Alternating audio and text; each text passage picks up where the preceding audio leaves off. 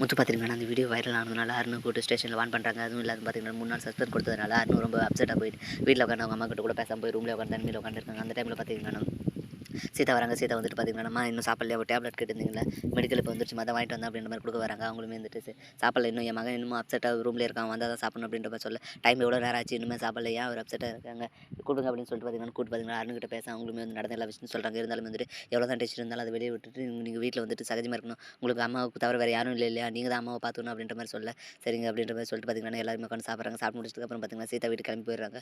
அவங்க அம்மா வந்துட்டு இப்போ பொண்ணு வந்து அடக்கமாக ரொம்ப அருமையாக இருக்குல்லடா, இவ்வளோ பேச உனக்கு கல்யாணம் மட்டும் எப்படி உனக்கும் வந்து கல்யாணம் ஆகிற வயசாயிடுச்சு, பொண்ணு கிடைக்காம ரொம்ப கஷ்டப்பட்டுருக்கேன், பேசாமல் இந்த பொண்ணை நான் கேட்டு பார்க்கட்டேன் அப்படின்னு சொல்ல, ஹெல்ப் பண்ண அந்த பொண்ணை போய் பொண்ணு கேட்குறேன்னு சொல்லிட்டு உனக்கு கொஞ்சமாக அறிவு இருக்கா, அவளே ஏதோ மனிதாபிமான அடிப்படையில் உனக்கு வந்து ஹெல்ப் பண்ணிட்டு இருக்கா, அவகிட்ட போய் பொண்ணு கேட்க முடியுமா அப்படின்ற மாதிரி, நீ சும்மா நீ உனக்கு இப்படி தான் எல்லா பொண்ணும் பார்த்தாலும் அப்படி தான் சொல்லுவேன், நான் கேட்குறேன், நான் பேசி பார்க்குறேன் அப்படின்ற மாதிரி சொல்ல, அதை பார்த்தீங்கன்னா சீதா கிட்ட கேட்க வந்துட்டு எப்படிமா திடீர்னு இப்படி கேட்டேன், நான் என்ன சொல்கிறது, எங்கள் வீட்டில் எங்கள் அம்மா என்ன முடிவு எடுக்கிறாங்களோ அந்த முடிவுக்கு தான் நான் இது பண்ணுவேன், நீங்கள்லாம் எதுவும் சொன்னாலும் நான் கேட்க மாட்டேன் அப்படின்ற மாதிரி சொல்லிடுறாங்க. சரி உங்கள் அம்மா கிட்டே உங்கள் அக்கா கிட்டே நான் பேசிட்டேன் அப்படின்னு கேட்க, சரி பேசி பாருங்க, அவங்க ஊன்னு சொன்னால் தான் நான் எதுவும் ஒன்று முடிவு எடுக்குது, அவங்க முடிவுக்கு தான் ஏன் இருப்போம் அப்படின்ற மாதிரி சொல்லிடுறாங்க. சரின்னு சொல்லிட்டு அவங்க அம்மாவுமே வந்துட்டு சீதாவோட அம்மா கிட்ட பேசலாம் அப்படின்ற மாதிரி சொல்லிட்டு நினச்சிட்டு இருக்காங்க. இன்னொரு பக்கம் பார்த்துட்டிங்கன்னா முத்து பார்த்திங்கன்னா கல்யாண வேலையில் பிஸியாக வேலை செஞ்சுட்டு இருக்காங்க. அந்த டைமில் பார்த்தீங்கன்னா மாப்பிள்ளை வீட்டான்னு போயிட்டு கல்யாண வேலைக்கு என்னென்ன திங்ஸ் வேணுன்ற மாதிரி கேட்டு வாங்கிட்டு வராங்க.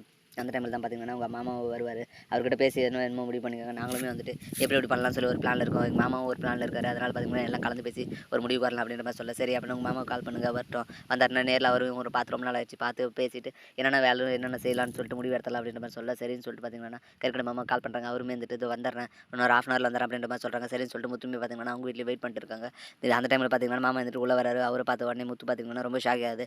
இவர் என்ன மலேசியா மாமான்னு சொன்னால் இவர் இங்கே இருக்காரு, இவர் எங்கே இந்த ஊர் தானே அப்படின்னு மாப்பிள்ளை வீட்டில் கேட்க, அவங்களுமே வந்துட்டு இவர் இங்கே தான் பார்லேஸில் வந்து கறிக்கடை வச்சிருக்காரு, எங்கள் சொந்த தாய்மாமன் தான் அப்படின்ற மாதிரி சொல்ல, உடனே முத்துக்கு பார்த்தீங்கன்னா ரொம்ப ஷாக்கிங் ஆகுது. என்னடா இது இப்படி இருக்குது, ரோஹினி அப்போ போய் சொல்லியிருக்காங்களா, இப்போ எல்லாரும் முன்னாடி கேட்டால் என்ன அடுத்த கல்யாணம் எதனா பிரச்சனை ஆகும், கல்யாணம் முடிட்டோம் அதுக்கப்புறம் பேசலாம் அப்படின்ற மாதிரி நினச்சிட்டு இருக்கு. அவருமே வந்துட்டு பார்த்தீங்கன்னா முத்துவ பார்த்தாச்சு என்ன பேசுறதுன்னு தெரியாம வாயெல்லாம் குளருது. ஆனா முத்து வந்துட்டு பார்த்தீங்கன்னா, எதுவுமே தெரியாத மாதிரியே வந்துட்டு மாப்பிள்ளை வீட்டார்கிட்ட இதை எப்படி செய்யலாம், என்னென்ன பண்ணலாம் அப்படின்ற மாதிரி இந்த சகஜமா பேசிட்டு பார்த்தீங்கன்னா, முத்து பார்த்தீங்கன்னா வெளியே போயிடுறாங்க. வெளியே போன உடனே பார்த்தீங்கன்னா, பின்னாடியே மாமாவுமே இந்த இரு முத்துக்கிட்ட கொஞ்சம் பேசிட்டு வந்தார் அப்படின்னு சொல்லிட்டு வெளியே வராரு. வெளியே வந்துட்டு ஃப்ராடு என்கிட்ட இத்தனை நாள் போய் சொல்லிட்டு மலேசியாவிலேருந்து வந்தேன்னு சொல்லி நடிச்சிட்டு, இப்போ என்னடான்னா தாய் மாமான்னு சொல்லி இங்கே வந்து வேஷம் போட்டுன்னு இருக்கியா, உன் கொட்டமெல்லாம் வந்துட்டு வீட்டில் போய் சொல்கிறேன் அப்போ தெரியும் அப்படின்னு சொல்ல, அப்படியெல்லாம் பண்ணுறது முத்து, நான் வந்து ரோஹினோட வாழ்க்கைக்கு எது பிரச்சனைன்னு சொன்னால் அதனால தான் நான் ஹெல்ப் பண்ண வந்தேன், மற்றபடி எனக்கு வேறு ஒன்றும் தெரியாது, அந்த பொண்ணு சொன்னதால தான் நான் வந்து நடித்தேன், வேணா கல்யாணத்தில் பிரச்சனை பண்ணாத முத்து, கல்யாணம் நல்லபடியாக முடிட்டு அதுக்கப்புறம் எது இருந்தாலும் பேசுறதில்ல அப்படின்ற மாதிரி சொல்ல, சரி சரி நானும் அதுக்காக தான் பொறுமையாக இருக்கேன், கல்யாணம் முடிட்டு அப்புறம் உங்கள் பஞ்சாயத்து வச்சிரு அப்படின்னு சொல்லிட்டு பார்த்தீங்கன்னா முத்துவுமே வந்து சொல்கிறாரு.